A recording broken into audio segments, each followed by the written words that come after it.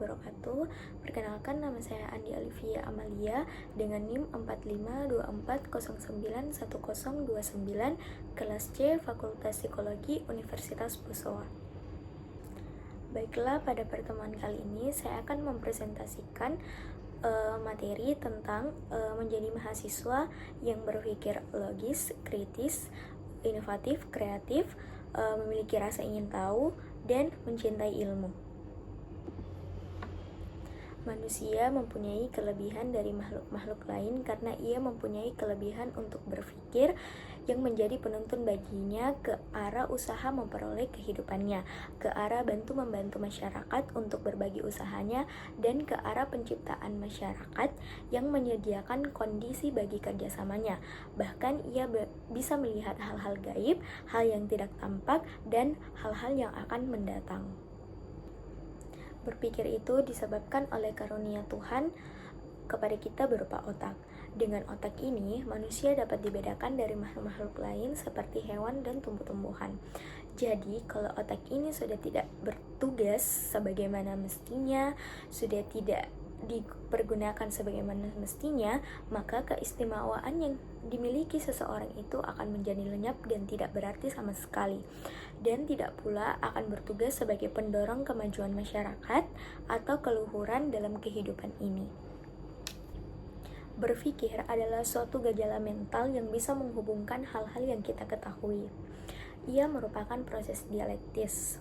Artinya, selama kita berpikir, dalam pikiran itu terjadi tanya jawab untuk bisa meletakkan hubungan-hubungan antara pengetahuan yang kita ketahui dengan tepat. Intelijensi adalah sifat kecerdasan mental.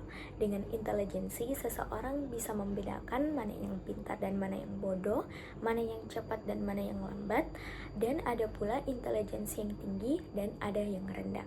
Ada beberapa faktor yang memengaruhi tingkat intelijensi. Yang pertama yaitu faktor pembawaan, ialah kesanggupan orang yang dibawa sejak lahir dan tidak sama pada setiap orang.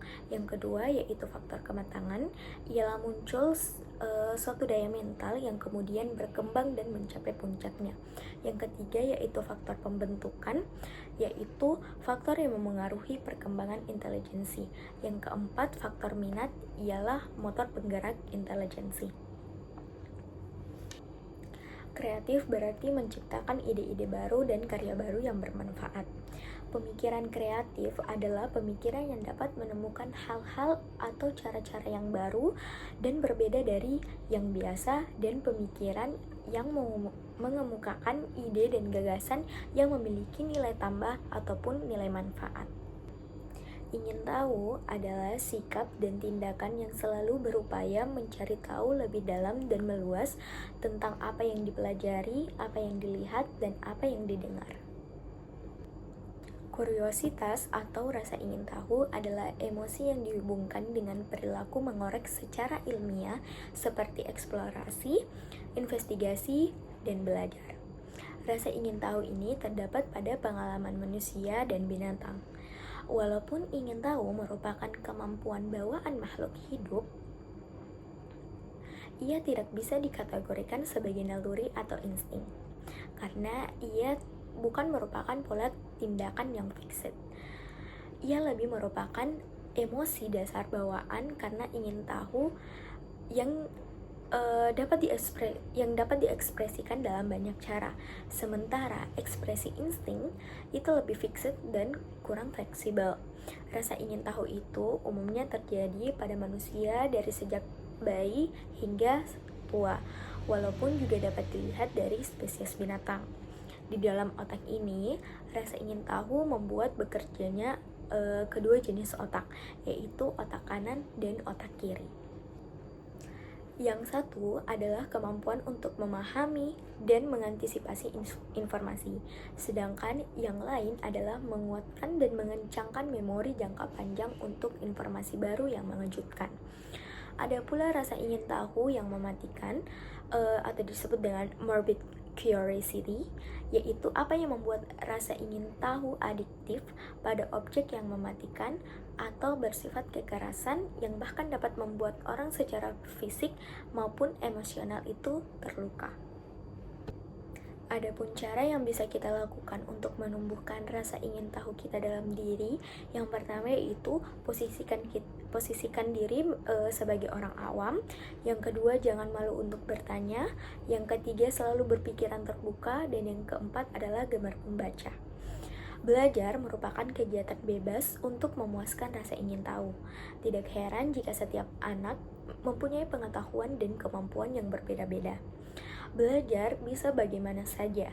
Ada yang dilakukan di bangku sekolah, ada juga yang dilakukan di lapangan.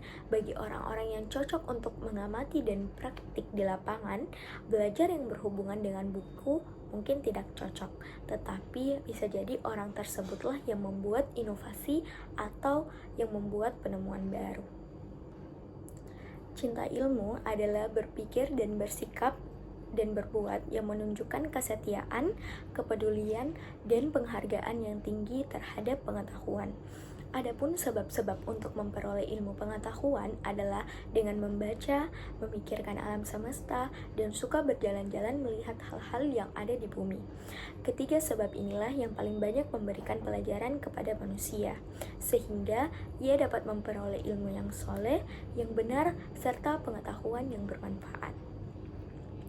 Ilmu pengetahuan, sains, merupakan pengetahuan yang tersusun secara sistematis dan mempunyai metode tertentu yang bersifat objektif, rasional, empirik, dan universal. Ilmu pengetahuan bisa juga disebut sebagai penjelasan tentang hubungan timbal balik, interrelasi antara sebab dan akibat dalam berbagai fenomena yang dipelajari manusia. Sudah dimaklumi bahwa orang yang berpengetahuan dan yang tidak berpengetahuan itu berbeda dalam pandangan Tuhan dan berbeda pula dalam pandangan manusia, juga berbeda dalam nilai pengertian hidup. Orang yang berpengetahuan pasti tinggi nilainya, luhur derajatnya, dan terhormat kedudukannya. Sebaliknya, orang yang tidak berilmu tentunya tertutup mata hatinya dan merosot pula nilainya. Adapun ciri yang harus ada pada pecinta ilmu yaitu ketekunan dan konsistensi, keterbukaan, masifikasi atau permasalahan, dan juga keyakinan.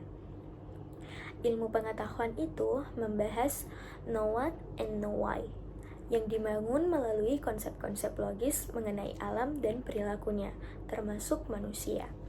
Ilmu pengetahuan itu lahir dari riset atau penelitian yang akan menghasilkan teknologi, sedangkan teknologi akan menghasilkan dan melahirkan produk-produk teknologi. Untuk memahami ilmu pengetahuan, maka sangat penting memahami 3 pilar ilmu, yaitu apa bidang yang dikaji, bagaimana proses mendapatkan ilmu, dan apa tujuan pengembangan ilmu dalam menciptakan maslahat bagi manusia dan lingkungan.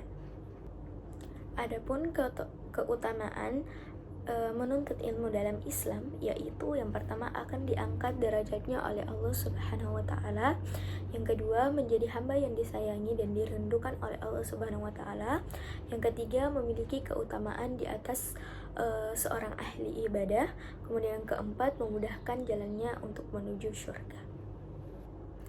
Membudayakan cinta ilmu adalah tugas kita semua. Semua orang mesti bangun dari ketertinggalan budaya dan ilmu menuju kecemerlangan ilmu. Mencintai ilmu adalah tugas kita semua. Oleh karena itu, kita harus banyak mempertaruhkan diri kita akan kejayaan ilmu. Itulah tadi sedikit pembahasan mengenai materi menjadi mahasiswa yang berpikir logis, kritis, kreatif, inovatif, memiliki rasa ingin tahu, dan mencintai ilmu. Apabila ada kesalahan kata, mohon dimaafkan. Wabillahi taufiq wal hidayah. Wassalamualaikum warahmatullahi wabarakatuh.